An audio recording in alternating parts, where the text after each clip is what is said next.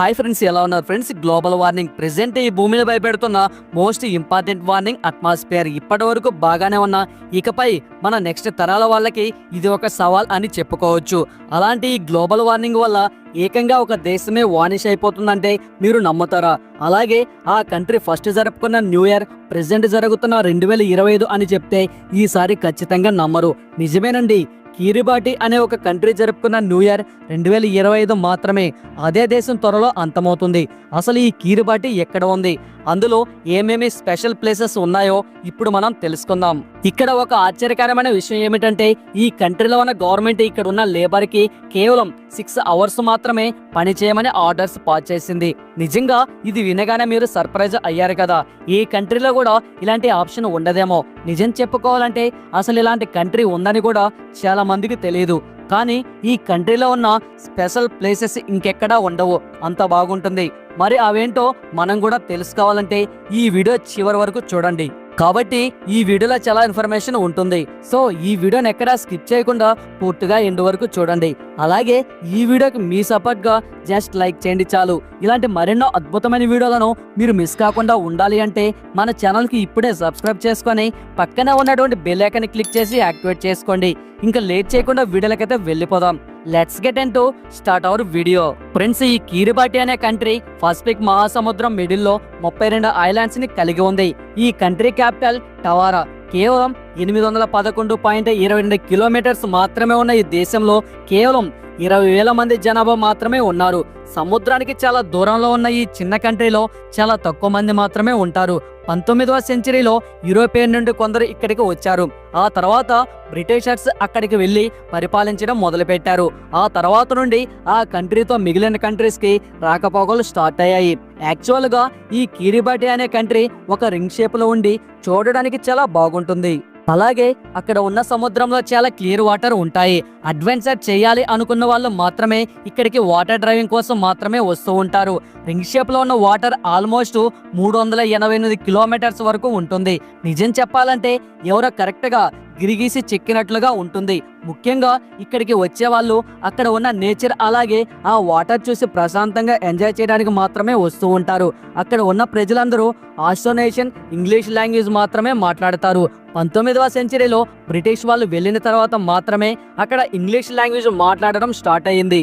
తరువాత with in years వాళ్ళకి English main language గా కూడా మారిపోయింది. ఈ కంట్రీకి ఒకవైపు జపాన్ ఉంది. వాళ్ళ కోసం వీళ్ళు వీక్ లో 7 అవర్స్ పని చేస్తూ ఉంటారు. అలాగే దీన్ని లేజీ కంట్రీ అని కూడా అంటారు. ఎందుకంటే అక్కడ ఉన్న పీపుల్ ఒక రోజుకి 6 అవర్స్ మాత్రమే వర్క్ చేస్తూ ఉంటారు.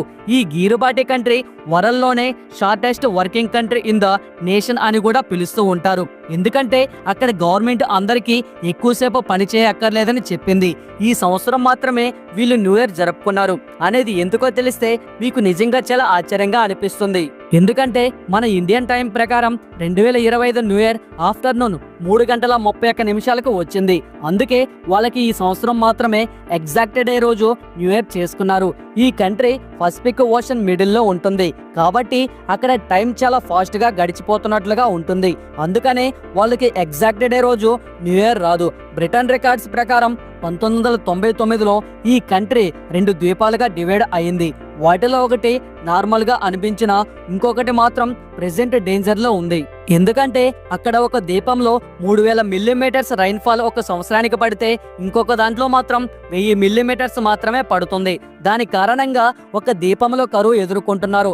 ఈరు మొత్తం మీద ఆ సెకండ్ ద్వీపంలో 27 నుంచి 32 డిగ్రీల వరకు టెంపరేచర్ ఉంటుంది. ఆ కంట్రీలో ఎక్కువగా కొబ్బరి చెట్లు పెంచుతూ చాలా కుటుంబాలు వాటి మీద ఆధారపడి ఉన్నాయి. కానీ ఈ రైన్ఫాల్ తక్కువగా పడటం వల్ల ఒక సంవత్సరం ఎక్కువ లాభం వచ్చినా మరో సంవత్సరం తగ్గిపోతూ ఉంటుంది.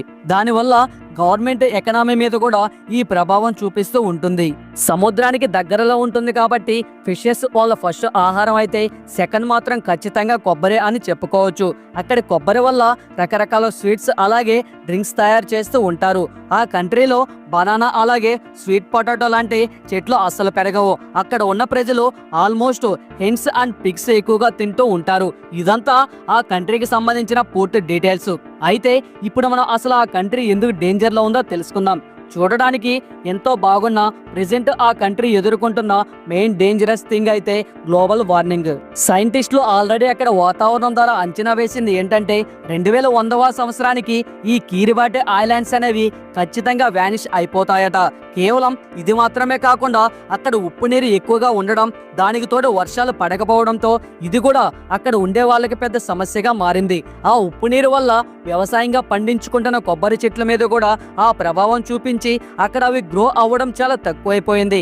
దానికి తోడు వాతావరణంలో చాలా మార్పులు ఒక్క రోజులోనే వచ్చేస్తుంటాయి. ఎప్పుడు తుఫాను పడుతుందో ఎప్పుడు నార్మల్ గా ఉంటుందో తెలియకుండా అయిపోతుంది. ఒక్కసారి గనక తుఫాను వస్తే ఖచ్చితంగా అది ఆ కంట్రీ మొత్తం మీద ఎఫెక్ట్ చూపించి కొబ్బరి చెట్లని నాశనం చేస్తూ ఉంటుంది. సీ లెవెల్స్ లో వచ్చే మార్పుల వల్ల వాళ్ళ సెకండ్ ఎకనామీ అయిన ఫిషెస్ కూడా సరిగ్గా పడక వాళ్ళ ఆర్థిక వ్యవస్థ దెబ్బతింటూ ఉంటుంది. ఈ కిరిబాటి ఐలాండ్స్ అనేవి 1660లలో అమెరికా అలాగే బ్రిటన్ నేషన్స్ కి టెస్టింగ్ న్యూక్లియర్ వెపన్స్ కి బాగా యూజ్ చేసుకున్నారు. ఆ ఐలాండ్స్ లో హైయెస్ట్ ప్లేస్ అంటే బనావా.